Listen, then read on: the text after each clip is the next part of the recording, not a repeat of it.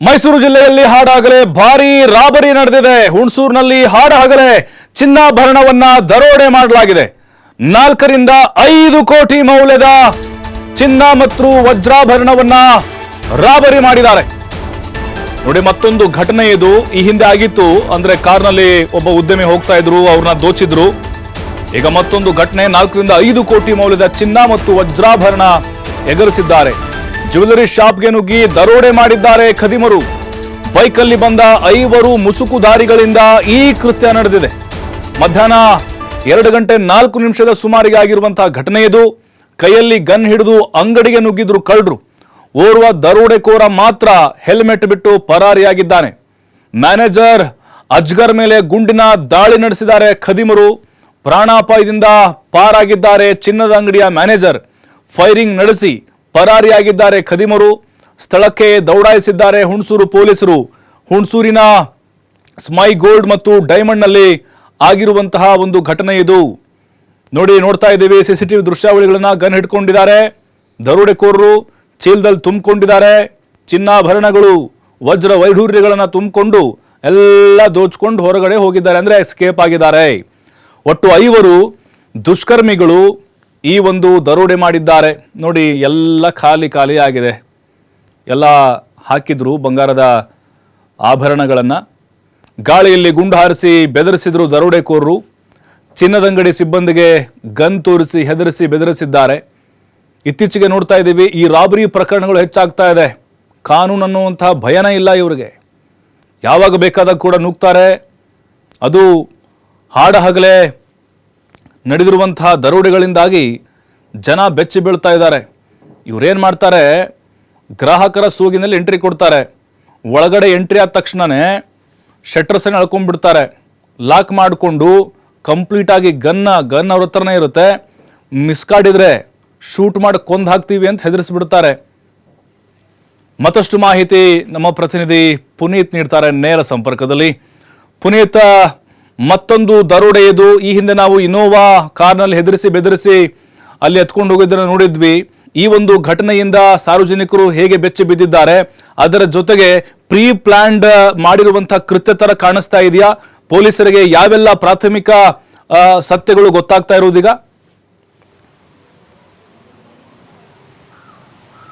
ಪ್ರಭು, ಇತ್ತೀಚೆಗೆ ಮೈಸೂರು ಭಾಗದಲ್ಲಂತೂ ಈ ತರದ ಪ್ರಕರಣಗಳು ಕಂಡು ಬರ್ತಾ ಇದ್ದಾವೆ. ಯಾಕೆಂತ ಹೇಳಿದ್ರೆ ಮೈಸೂರಿನಲ್ಲಿ ಕಾನೂನು ಸುವ್ಯವಸ್ಥೆ ಎಷ್ಟರ ಮಟ್ಟಿಗಿದೆ ಅನ್ನೋದು ಈ ತರದ ಘಟನೆಗಳಿಂದ ಒಂದು ರೀತಿ ಆತಂಕ ಉಂಟಾಗ್ತಾ ಇದೆ. ಯಾಕೆಂತ ಹೇಳಿದ್ರೆ ಹಾಡಹಗಲೇ ಹುಣಸೂರು ಪಟ್ಟಣದಲ್ಲೇ ಈ ತರದ ಒಂದು ದರೋಡೆ ನಡೆದಿರ್ತಕ್ಕಂಥ ಘಟನೆ ಇಡೀ ಹುಣಸೂರು ಜನರನ್ನೇ ಬೆಚ್ಚಿ ಬೀಳಿಸಿದೆ ಅಂದ್ರೂ ಕೂಡ ತಪ್ಪಾಗ್ಲಿಕ್ಕಿಲ್ಲ. ಯಾಕೆಂತ ಹೇಳಿದ್ರೆ ಹುಣಸೂರಿನ ಬಸ್ ನಿಲ್ದಾಣದ ಹಿಂಭಾಗದಲ್ಲೇ ಇರತಕ್ಕಂಥ ಸ್ಕೈ ಗೋಲ್ಡ್ಸ್ ಅಂಡ್ ಡೈಮಂಡ್ಸ್ ಅಂತಕ್ಕಂಥ ಒಂದು ಜ್ಯುವೆಲರಿ ಶಾಪ್ ಏನಿದೆ, ಈ ಒಂದು ಜ್ಯುವೆಲರಿ ಶಾಪ್ ನಲ್ಲಿ ಹಾಡಹಗಲೇ 5 ಜನ ಮುಸುಕುದಾರಿಗಳು ಬೈಕ್ ನಲ್ಲಿ ಬರ್ತಾರೆ.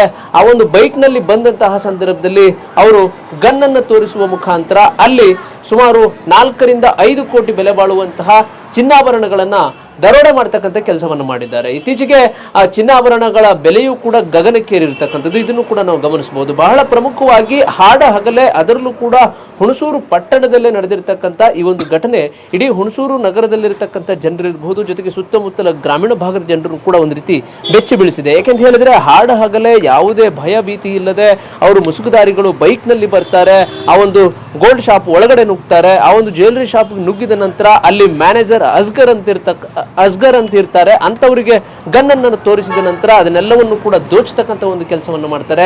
ದೋಚಿದ ನಂತರ ಅಲ್ಲಿಂದ ಪರಾರಿಯಾಗಿರ್ತಕ್ಕಂಥದ್ದು. ಒಬ್ಬ ಮಾತ್ರ 5 ಜನ ಮುಸುಕುದಾರಿಗಳಲ್ಲಿ ಒಬ್ಬ ಮಾತ್ರ ಅಲ್ಲಿ ಹೆಲ್ಮೆಟ್ ಅನ್ನ ಬಿಟ್ಟು ಹೋಗಿದ್ದಾನೆ. ಇನ್ನುಳಿದಂತೆ ಎಲ್ಲರೂ ಕೂಡ ಅಂದ್ರೆ ಸುಮಾರು ಕೋಟ್ಯಾಂತರ ರೂಪಾಯಿ ಬೆಲೆ ಬಾಳುವಂತಹ ಚಿನ್ನಾಭರಣಗಳನ್ನ ದರೋಡೆ ಮಾಡಿ ಅಲ್ಲಿಂದ ಎಸ್ಕೇಪ್ ಆಗಿದ್ದಾರೆ. ಇನ್ನು ಮುಖ್ಯವಾಗಿ ಗಮನಿಸತಕ್ಕಂಥದ್ದು, ಅಲ್ಲಿದ್ದಂತಹ ಕೆಲಸಗಾರರು ಏನಿದ್ದಾರೆ ಇವರೆಲ್ಲರೂ ಕೂಡ ಒಂದು ರೀತಿ ಆತಂಕಕ್ಕೊಳಗಾಗ್ಬಿಡ್ತಾರೆ. ಯಾಕೆಂತ ಹೇಳಿದ್ರೆ ಮುಸುಕುದಾರಿಗಳು ಏಕಾಏಕಿ ಅಂಗಡಿಯ ಒಳಭಾಗಕ್ಕೆ ನುಗ್ಗಿ ಅಲ್ಲಿ ಗನ್ನನ್ನು ತೋರಿಸಿದ ತಕ್ಷಣವೇ ಅವರು ಬೆಚ್ಚಿ ಬಿದ್ದಿರತಕ್ಕಂಥದ್ದು. ಇನ್ನು ತಕ್ಷಣಕ್ಕೆ ಅಲ್ಲೇ ಏನು ಆ ಒಂದು ಸ್ವಲ್ಪ ದೂರದಲ್ಲೇ ಇರತಕ್ಕಂಥ ಪೊಲೀಸರು ಆ ಸ್ಥಳಕ್ಕೆ ಬರ್ತಾರೆ. ಅಲ್ಲಿ ಪರಿಶೀಲನೆಯನ್ನ ಮಾಡ್ತಕ್ಕಂಥ ಕೆಲಸವನ್ನು ಮಾಡೋದ್ರ ಜೊತೆಗೆ ಏನು ಒಂದ್ಸರಿ ಫೈರ್ ಅನ್ನ ಮಾಡುವಂತ ಒಂದು ಪ್ರಯತ್ನಕ್ಕೂ ಕೂಡ ಮುಂದಾಗಿರ್ತಾರೆ. ಆ ಒಂದು ಸಂದರ್ಭದಲ್ಲಿ ಮ್ಯಾನೇಜರ್ ಅಸ್ಗರ್ ಅಂತಕ್ಕಂಥವ್ರು ಅಲ್ಲಿ ಪ್ರಾಣಾಪಾಯದಿಂದ ಪಾರಾಗಿರ್ತಕ್ಕಂಥದ್ದು.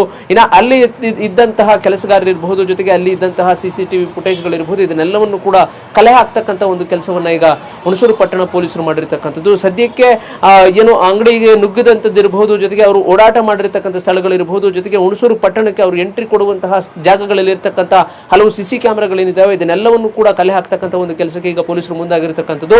ದರೋಡೆ ಮಾಡಿರ್ತಕ್ಕಂಥ ಆ ಒಂದು ದರೋಡೆಕೋರರ ಪತ್ತೆಗೆ ಈಗ ಪೊಲೀಸರು ಬಲೆಯನ್ನು ಬೀಸಿದ್ದಾರೆ. ಆದರೆ ಪ್ರಮುಖವಾಗಿ ನಾವು ಗಮನಿಸ್ತಕ್ಕಂಥದ್ದು ಮೈಸೂರು ಜಿಲ್ಲೆಯಲ್ಲೇ ಇತ್ತೀಚೆಗೆ ನಡೆದಂತಹ ಒಂದಷ್ಟು ರೌಡಿಗಳ ಕೊಲೆಗಳಿರಬಹುದು, ಒಂದಷ್ಟು ದರೋಡೆ ಕೇಸ್ಗಳಿರಬಹುದು, ಪದೇ ಪದೇ ಕಳ್ಳತನದ ಪ್ರಕರಣಗಳಿರಬಹುದು, ಜೊತೆಗೆ ಈಗ ಮೊನ್ನೆಯಷ್ಟೇ ಅರಮನೆ ಮುಂಭಾಗದಲ್ಲಿ ನಡೆದಂತಹ ಒಂದು ಹೀಲಿಯಂ ಸಿಲಿಂಡರ್ ಗ್ಯಾಸ್ ಪ್ರಕರಣಗಳಿರಬಹುದು. ಈ ತರದ ಬಹಳಷ್ಟು ಘಟನೆಗಳು ಅಂದ್ರೆ ಅಹಿತಕರ ಘಟನೆಗಳೇ ಹೆಚ್ಚಿನದಾಗಿ ನಡೀತಾ ಇರತಕ್ಕಂಥ ಒಂದು ಹಿನ್ನೆಲೆ ಅಂದ್ರೆ ಪುನೀತ್ ಈ ಪ್ರಕರಣಕ್ಕೆ ಸಂಬಂಧಪಟ್ಟಂತೆ ಈಗ ಗೋಲ್ಡನ್ ಅವರ್ ಅಂತ ಇರುತ್ತೆ, ಪೊಲೀಸರಿಗೆ ಇಮಿಡಿಯೇಟ್ಲಿ ಏನು ಅಲ್ಲಿ ಮ್ಯಾನೇಜರ್ ಆಗಿರ್ಬೋದು ಸಿಬ್ಬಂದಿಗಳು ಮಾಹಿತಿ ಕೊಟ್ಟ ತಕ್ಷಣ ನಾಕಾಬಂದಿಯನ್ನು ಹಾಕೋದು ಅಥವಾ ಕಂಪ್ಲೀಟ್ ಆಗಿ ಅಂದ್ರೆ ಆ ಕ್ಷಣಕ್ಕೆ ಪೊಲೀಸರು ಅಲರ್ಟ್ ಆಗಿ ಅವ್ರನ್ನ ಚೇಂಜ್ ಮಾಡೋದು, ಅಂದ್ರೆ ಸುಳಿವನ್ನ ಆಧರಿಸಿ ಚೇಂಜ್ ಮಾಡೋದು, ಈ ರೀತಿಯಾದಂತಹ ಪ್ರಯತ್ನಗಳು ಆಲ್ರೆಡಿ ಆರಂಭ ಆಗಿರ್ಬೋದಾ? ಈ ಒಂದು ಪ್ರಕರಣವನ್ನ ಬೇಯಿಸೋದ್ರಲ್ಲಿ ಎಷ್ಟು ಸಮಯವನ್ನು ತೆಗೆದುಕೊಳ್ಬಹುದು ಅಂತ ಈಗ ಬಂದಿರುವಂತಹ ಮಾಹಿತಿ ನೋಡೋದಾದ್ರೆ? ಪ್ರಭು, ಸದ್ಯಕ್ಕೆ ನಾವು ನೋಡ್ತಕ್ಕಂಥದ್ದು ಹಾಡಹಗಲೇ ನಡೆದಿದೆ. ಅದರಲ್ಲೂ ಕೂಡ ಪಟ್ಟಣದ ಮಧ್ಯಭಾಗದಲ್ಲಿ ನಡೆದಿರ್ತಕ್ಕಂಥ ಒಂದು ಹಿನ್ನೆಲೆಯಲ್ಲಿ ಅಲ್ಲಿ ಪೊಲೀಸರು ತಕ್ಷಣಕ್ಕೆ ಅಲ್ಲಿಗೆ ದೌಡಾಯಿಸುವಂತ ಒಂದು ಕೆಲಸವನ್ನು ಮಾಡಿದ್ದಾರೆ. ಜೊತೆಗೆ ಎಲ್ಲೆಲ್ಲಿ ಚೆಕ್ ಪೋಸ್ಟ್ಗಳಿದ್ದಾವೆ ಅಲ್ಲೆಲ್ಲವೂ ಕೂಡ ಪರಿಶೀಲನೆ ಮಾಡುವಂತಹ ವಿಚಾರಕ್ಕೆ ಸಂಬಂಧಪಟ್ಟಂತೆ ಈಗಾಗಲೇ ಮೆಸೇಜ್ ಅನ್ನು ಕೊಡ್ತಕ್ಕಂಥ ಒಂದು ಕೆಲಸವನ್ನು ಮಾಡಿದ್ದಾರೆ. ಜೊತೆಗೆ ಪೊಲೀಸರು ಕೂಡ ತಕ್ಷಣಕ್ಕೆ ಎಚ್ಚೆತ್ತುಕೊಳ್ಳುವಂತ ಒಂದು ಕೆಲಸವನ್ನು ಕೂಡ ಮಾಡಿದ್ದಾರೆ. ಯಾಕೆಂತ ಹೇಳಿದ್ರೆ ಅಲ್ಲಿ ಆ ಒಂದು ಗೋಲ್ಡ್ ಶಾಪ್ ಅನ್ನ ರೀಚ್ ಆಗ್ಲಿಕ್ಕೆ ಪೊಲೀಸರಿಗೆ ಹೆಚ್ಚಿನ ಸಮಯ ಏನು ನೀಡಿದಿಲ್ಲ. ಯಾಕೆಂತ ಹೇಳಿದ್ರೆ ಸ್ವಲ್ಪ ದೂರದಲ್ಲೇ ಪೊಲೀಸ್ ಠಾಣೆಯು ಕೂಡ ಇರತಕ್ಕಂಥದ್ದು. ಹೀಗಾಗಿ ತಕ್ಷಣಕ್ಕೆ ಅಲ್ಲಿ ತೆರಳತಕ್ಕಂಥ ಕೆಲಸವನ್ನು ಮಾಡಿದ್ದಾರೆ. ಜೊತೆಗೆ ಸಿಸಿಟಿವಿ ಫುಟೇಜ್ಗಳು ಕೂಡ ಇರತಕ್ಕಂಥದ್ದು, ಜೊತೆಗೆ ಸಿಬ್ಬಂದಿಗಳು ಕೊಡ್ತಕ್ಕಂಥ ಮಾಹಿತಿ ಇರಬಹುದು, ಇದೆಲ್ಲವೂ ಕೂಡ ಇರತಕ್ಕಂಥ ಒಂದು ಹಿನ್ನೆಲೆಯಲ್ಲಿ ಅವರನ್ನು ಚೇಸ್ ಮಾಡ್ತಕ್ಕಂಥ ಒಂದು ಪ್ರಯತ್ನದಲ್ಲಿ ಪೊಲೀಸರು ಇದ್ದಾರೆ ಅಂತ ಕೂಡ ಹೇಳ್ಬೋದು. ಇವತ್ತು ನಾಳೆ ಒಳಗಳಿಗೆ ಯಾಕೆಂತ ಹೇಳಿದ್ರೆ ಮೈಸೂರು ಪೊಲೀಸರಿಗೆ ಒಂದು ವಿಶೇಷವಾದಂತಹ ಗೌರವ ಇದೆ. ಯಾಕೆಂದ್ರೆ ಇಂದಿನ ಒಂದಷ್ಟು ಪ್ರಕರಣಗಳನ್ನು ಅವರು ಬೇಧಿಸಿರ್ತಕ್ಕಂಥ ವಿಚಾರದಲ್ಲಿ ಹಿಂದೆ ಮೈಸೂರಿನಲ್ಲಿ ನಡೆದಿದ್ದಂತಹ ಗ್ಯಾಂಗ್ ರೇಪ್ ಇರಬಹುದು, ಜೊತೆಗೆ ಗುಂಡೇಟಿನ ಒಂದು ದರೋಡೆ ಮಾಡಿದಂತ ಇದೇ ತರದ ಒಂದು ಮೈಸೂರು ನಗರದಲ್ಲೂ ಕೂಡ ದರೋಡೆ ನಡೆದಂತದ್ದು ಇರಬಹುದು. ಇದೆಲ್ಲವೂ ಕೂಡ ಬೇಧಿಸಿರ್ತಕ್ಕಂಥ ಪೊಲೀಸರೇ ಇರತಕ್ಕಂಥದ್ದು. ಹೀಗಾಗಿ ಈ ಒಂದು ಪ್ರಕರಣವನ್ನು ಕೂಡ ಭೇದಿಸ್ತಾರೆ. ಆದ್ರೆ ಆಡಹಗಲೇ ಈ ತರದ ಒಂದು ಘಟನೆ ನಡೆದಿರ್ತಕ್ಕಂಥದ್ದು ಎಲ್ಲ ಒಂದು ಕಡೆ ಇಡೀ ಮೈಸೂರು ಜಿಲ್ಲೆಯನ್ನೇ ಬೆಚ್ಚಿ ಬೀಳಿಸಿದೆ. ಯಾಕೆಂತ ಹೇಳಿದ್ರೆ ಎಲ್ಲ ಸುಸಜ್ಜಿತವಾಗಿ ಸಿಸಿಟಿವಿ ಕ್ಯಾಮೆರಾಗಳಿರ್ತಾರೆ, ಜೊತೆಗೆ ಗ್ರಾಹಕರು ಇರ್ತಾರೆ, ಅಲ್ಲಿ ಉತ್ತಮವಾದಂತಹ ವ್ಯವಸ್ಥೆ ಇರತಕ್ಕಂಥ ಒಂದು ಸ್ಕೈ ಗೋಲ್ಡ್ಸ್ ಅಂಡ್ ಡೈಮಂಡ್ಸ್ ಅನ್ನೋ ಒಂದು ಅಂಗಡಿಗೆ ಹಾಡಹಗಲೇ 5 ಜನ ಮುಸುಗುಧಾರಿಗಳು ನುಗ್ತಾರೆ ಅಂದ್ರೆ ಎಷ್ಟರ ಮಟ್ಟಿಗೆ ಪೊಲೀಸರ ಭಯ ಇದೆಯಾ ಅನ್ನೋ ಒಂದು ಪ್ರಶ್ನೆ ಬರುತ್ತೆ. ಯಾಕೆಂತ ಹೇಳಿದ್ರೆ ಹಾಡಹಗಲೇ ನುಗ್ಗಿ ಸುಮಾರು 4-5 ಕೋಟಿ ಬೆಲೆ ಬಾಳುವಂತಹ ಚಿನ್ನಾಭರಣಗಳನ್ನ ದರೋಡೆ ಮಾಡ್ತಾರೆ ಅಂತ ಅನ್ನೋ ಒಂದು ಘಟನೆಯನ್ನ ನೋಡಿದಂತಹ ಸಂದರ್ಭದಲ್ಲಿ ಸದ್ಯಕ್ಕೆ ಹುಣಸೂರು ಪಟ್ಟಣ ಪೊಲೀಸರು ಈ ಒಂದು ದರೋಡೆಕೋರರನ್ನ ಪತ್ತೆ ಹಚ್ಚಲಿಕ್ಕೆ ಈಗ ಮುಂದಾಗಿರ್ತಕ್ಕಂಥದ್ದು. ಪ್ರಭು, ಥ್ಯಾಂಕ್ ಯು ಪುನೀತ್ ಮಾಹಿತಿಗಾಗಿ. ನೋಡಿ, ಮುಸುಕುದಾರಿಗಳ ಗ್ಯಾಂಗ್ ಎಂಟ್ರಿ ಕೊಡುತ್ತೆ, ಗನ್ ಇತ್ತು ಕೈಯಲ್ಲಿ, ಹೆದರಿಸ್ತಾರೆ, ಆಮೇಲೆ ಗಾಳಿಯಲ್ಲಿ ಕೂಡ ಗುಂಡು ಹಾರಿಸಿದ್ದಾರೆ, ಮ್ಯಾನೇಜರ್ ಪಾರಾಗಿದ್ದಾರೆ. ಮೈಸೂರಿನಲ್ಲೂ ಕೂಡ ಇತ್ತೀಚೆಗೆ ನಾವು ನೋಡಿದ ಪ್ರಕಾರ ಕಾನೂನು ಸುವ್ಯವಸ್ಥೆ ಕಂಪ್ಲೀಟ್ ಆಗಿ ಹದಗೆಟ್ಟು ಹೋಗಿದೆ. ಭಯನೇ ಇಲ್ಲ ರೀ ಹಾಡಾಗಲೇ ಇಂತಹ ಘಟನೆಗಳಾಗುತ್ತೆ ಅಂತ ಹೇಳಿದ್ರೆ. ನೋಡಿ, ಈ ದರೋಡೆಕೋರರು ಎಲ್ಲಿವರು ಬಹುಶಃ ನಮಗನಿಸ್ತಾ ಇದೆ ಹೊರ ರಾಜ್ಯದವರು ಇರ್ಬೋದು ಅಂತ. ಯಾಕಂದ್ರೆ ಇಲ್ಲಿ ದರೋಡೆಗಳು ದೊಡ್ಡ ಮಟ್ಟದಲ್ಲಿ 4-5 ಕೋಟಿ ಅಥವಾ 10 ಕೋಟಿ ಮೇಲೆ ಏನಾದರೂ ಈ ಕೇಸಸ್ಗಳು ನಾವು ಹಿಸ್ಟ್ರಿ ತೆಗೆದು ನೋಡಿದ್ರೆ ಅವರು ಪಕ್ಕದ ರಾಜ್ಯದವರಾಗಿರ್ತಾರೆ ಅಥವಾ ಅಲ್ಲೇ ಲೋಕಲ್ ಆಗಿರ್ತಾರೆ. ಹಾಗಾಗಿ ಎಲ್ಲವನ್ನೂ ಕೂಡ ಇವರು ವಾಚ್ ಮಾಡಿ ಬಹಳ ದಿನಗಳಿಂದ ಈ ಒಂದು ಜ್ಯುವೆಲರಿ ಶಾಪ್ ಸುತ್ತಮುತ್ತ ಸೆಕ್ಯೂರಿಟಿ ಹೇಗಿರುತ್ತೆ, ಯಾವಾಗ ಇವರು ಬಾಗಿಲು ಓಪನ್ ಮಾಡ್ತಾರೆ, ಎಷ್ಟು ಸಿಬ್ಬಂದಿ ಇರ್ತಾರೆ, ಹೇಗೆ ಎಲ್ಲಿ ಎಂಟ್ರಿ ಕೊಡಬೇಕು, ಇದೆಲ್ಲವನ್ನ ಪಕ್ಕಾ ಪ್ಲಾನ್ ಮಾಡಿಕೊಂಡು ಇವರು ಅಲ್ಲಿ ದಾಳಿಯನ್ನ ಮಾಡಿದ್ದಾರೆ. ಜೊತೆಗೆ ಬೈಕ್ನಲ್ಲಿ ಬಂದಿದ್ದಾರೆ. ಕಾರ್ನಲ್ಲಿ ಬಂದರೆ ಮತ್ತೆ ಅದು ಗೊತ್ತಾಗುತ್ತೆ. ಆಮೇಲೆ ಅಲ್ಲಿ ಎಲ್ಲಾದರೂ ಟೋಲ್ಗಳಲ್ಲಿ ಅವ್ರನ್ನ ತಡೆ ಹಿಡಿಬೋದು, ನಾಕಾಬಂದಿಯನ್ನು ಹಾಕ್ಬೋದು ಅನ್ನುವಂಥ ಆ ಒಂದು ಸ್ಟ್ರಾಟಜಿನ ಇಟ್ಕೊಂಡು ಇವರು ಬೈಕ್ನಲ್ಲೇ ಬಂದಿದ್ದಾರೆ.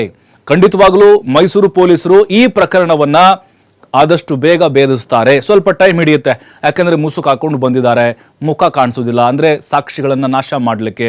ಅವನೇನೋ ಒಂದು ಹೆಲ್ಮೆಟ್ ಬಿಟ್ಟು ಹೋಗಿದ್ದಾನೆ, ಹೆಲ್ಮೆಟ್ ಆಧಾರದ ಮೇಲೆ ಕಳ್ಳರನ್ನು ಕೂಡ ಪತ್ತೆ ಹಚ್ಚಿದಂಥ ಉದಾಹರಣೆಗಳು ಸಾಕಷ್ಟಿದ್ದಾವೆ.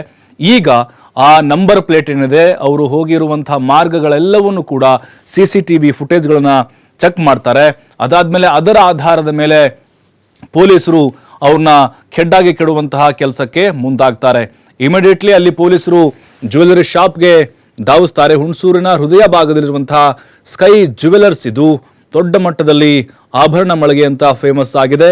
4-5 ಕೋಟಿ ಮೌಲ್ಯದ ಚಿನ್ನಾಭರಣ, ವಜ್ರ ವೈಢೂರ್ಯಗಳನ್ನು ಚೀಲದಲ್ಲಿ ತುಂಬಿಕೊಂಡು ಅಲ್ಲಿಂದ ಎಸ್ಕೇಪ್ ಆಗಿದ್ದಾರೆ.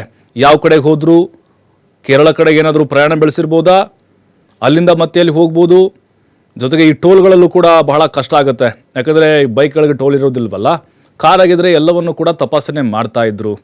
ಈಗ ಪೊಲೀಸರಿಗೂ ಕೂಡ ಆರಂಭದಲ್ಲಿ ಸ್ವಲ್ಪ ಕ್ರಿಟಿಕಲ್ ಆಗುತ್ತೆ, ಇದು ಸವಾಲ್ ಅಂತ ಅನಿಸುತ್ತೆ.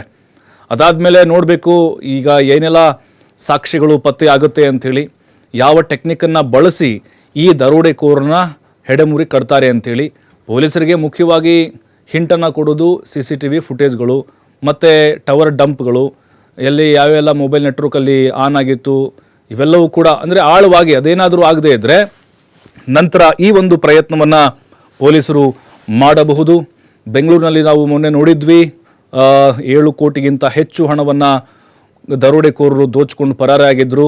HDFC ಬ್ಯಾಂಕಿಗೆ ಕಳಿಸುವಂಥ ಒಂದು ಹಣವನ್ನು. ಅದಾದ ನಂತರ ನಡೆದಿರುವಂಥ ಮತ್ತೊಂದು ಬಹುದೊಡ್ಡ ದರೋಡೆ ಕೇಸ್ ಇದು.